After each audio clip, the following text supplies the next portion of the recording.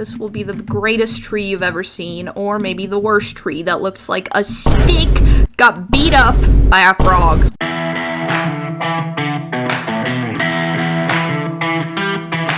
What's up, guys, and welcome back to a brand new episode of Queendoms. My name is Kat, and today we're going to be getting to a new side of town that we haven't gotten to before. We already have the yellow side of town almost finished, but there's still an area of town that we haven't touched at all, which is this side of town. I am planning to have black roofs since we already have yellow and blue roofs. Black roofs should complete the night kind of style. Last episode, which was episode 10, which will be put in the Queendom's movie, but not put as an episode, I built this little wool factory over here with this lovely path going up to it, and this is where all of our sheep produce all the wool Lunaria sells to Solstice. Now, there's one building that we have not built in the yellow side of town yet, which was the canal home, because as you can see right here, the canal empties out, and the thing is, we have this netherite block outline here, and this outline is for the building. You cannot ignore this house that I have built that is, well, not decorated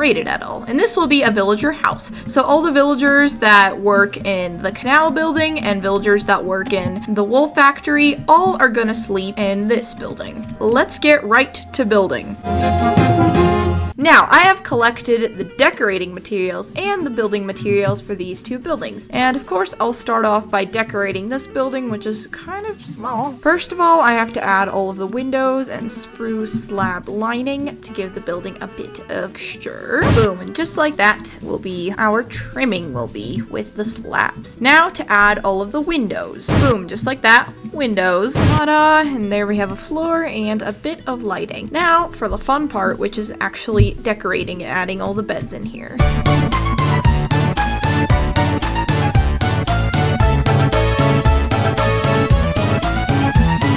Now to add some leaves on the roof.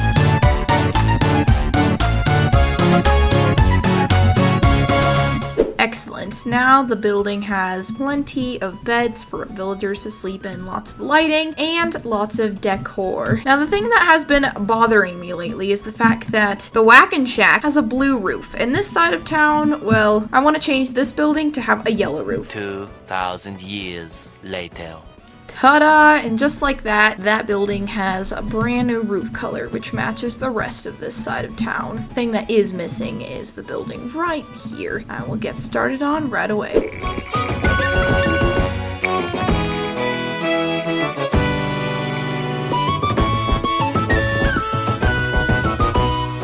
And just like that, we have all of the materials required for this building. So let's start with a nice building montage for this.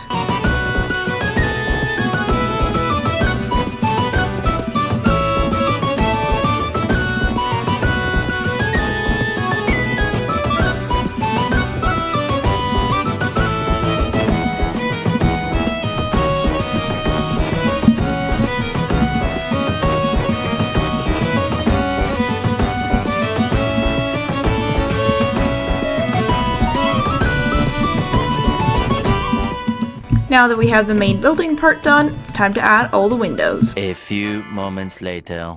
Excellent. Now to add all of the flooring, which is of course going to be spruce like all the other buildings.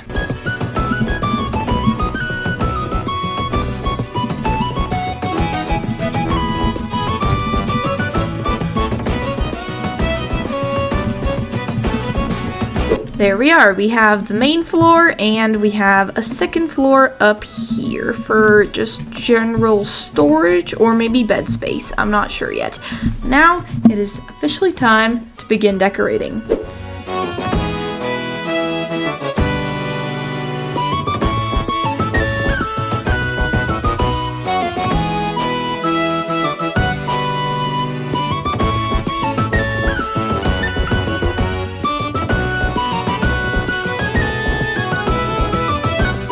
And of course, put some extinguished campfires in here.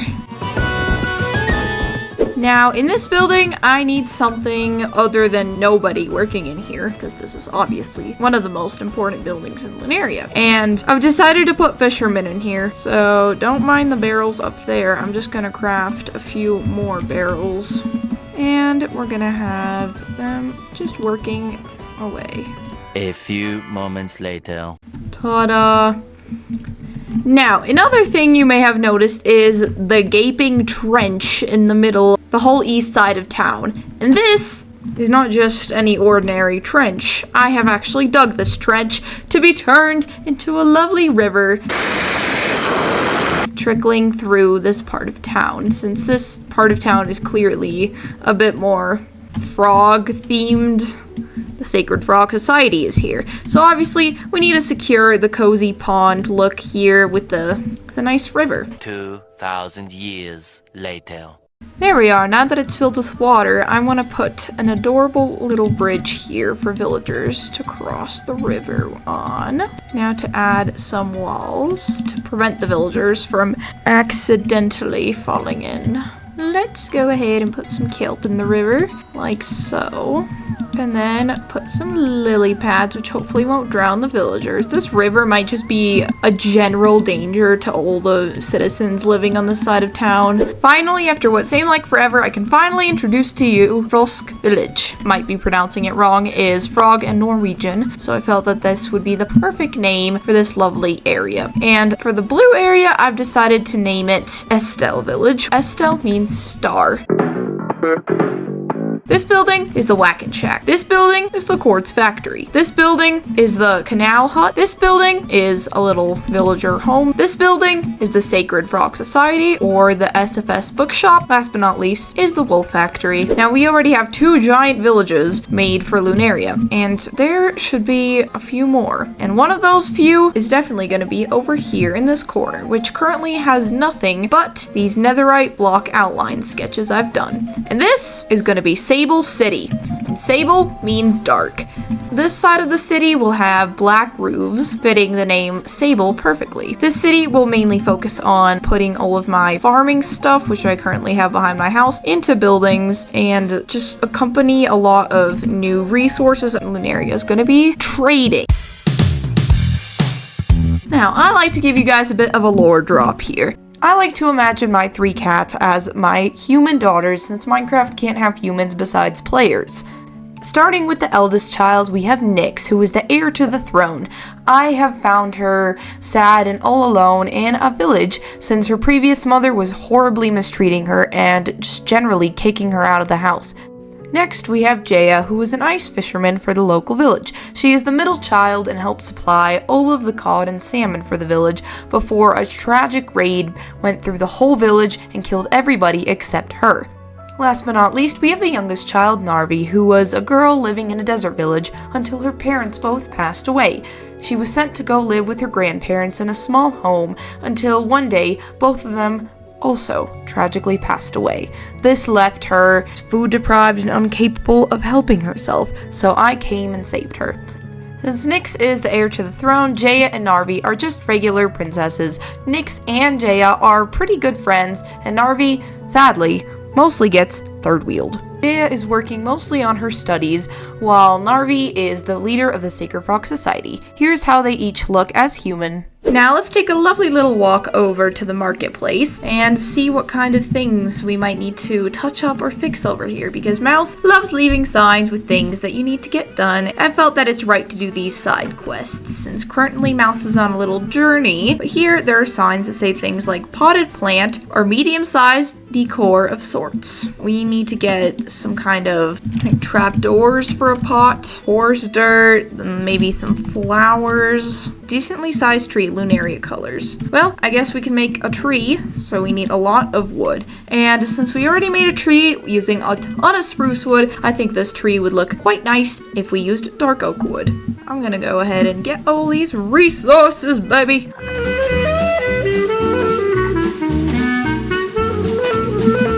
A minor issue that I have run into. I don't have a single dark oak sapling, and I need dark oak wood for the tree. That means I have to go to a local dark oak forest and get a sapling. And the thing is, look at this selection of flowers. This is pathetic. I only have 1 tulip. And that also means I have to go to a flower forest to get more flowers so I can decorate my whole entire queendom with the prettiest flowers possible. But I don't have them here. So that means I have to travel really, really far. Why did we choose a seed with literally no biomes near spawn? So I guess we're gonna be flying a lot to get all of this stuff.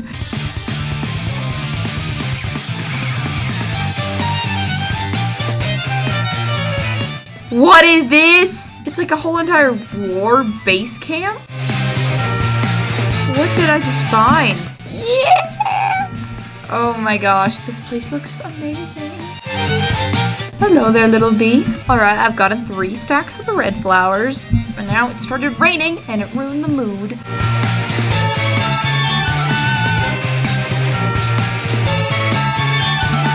And just like that, folks, we have 3 stacks of red tulips, 3 stacks of orange tulips, 3 stacks of white tulips, 1 stack of pink tulips, a few lily of the valleys, and a few lilacs.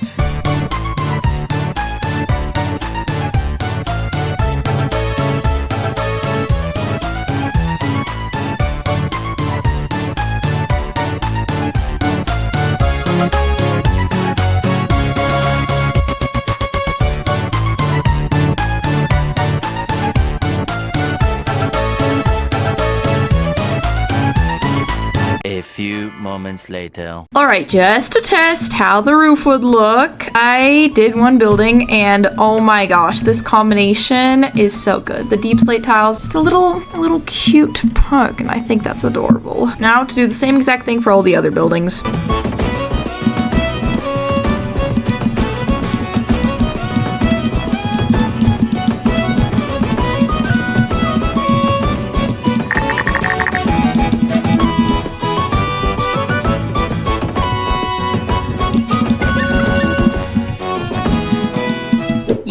Yes, I know what you're thinking. Cat, you have created an emo part of Lunaria. What is this? This is disgusting. I disapprove of this. Unsub, unsub, unsub. What is this? I hate this. Yeah, I know that's what you're thinking. I think. Either way, now we have to add a bunch of flowers to this place, and I've decided that this is boring. This is boring. There's just houses. There's just houses, but we need more than just houses. We need a giant tree in the center. Yes, that has been my master plan all along, and you never knew it. You never knew that, did you? Either way, we're gonna have to put a tree smack down in the center to tower over this whole entire place. But before that, I insist on spamming red tulips everywhere, because these are so pretty. Now, to make the tree, I think I'm just gonna grab a bunch of logs and just spam them in an orderly way until we have a big fat tree. Maybe like add some branches extending it. Yes, I think we need these.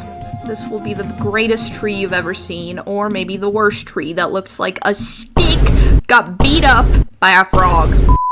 We all know what people say. Look past the differences in people. Ignore their exterior. Well, I think with this tree, exterior does look like a dead stick. It's wonderful. This is what we've wanted. This is what we've been trying to accomplish this whole entire episode.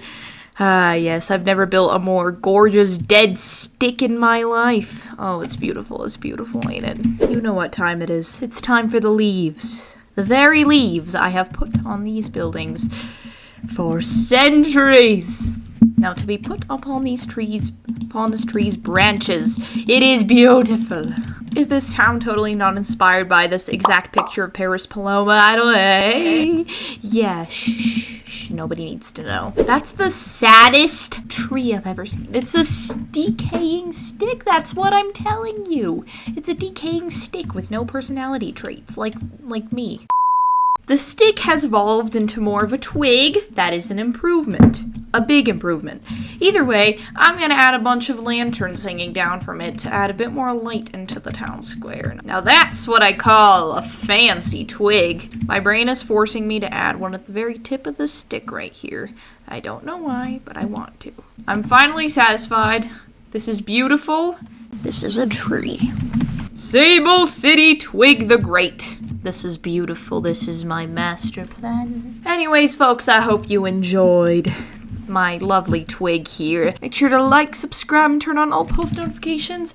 And next episode, we will decorate this whole entire area. So stay tuned for that. Peace out. chaos and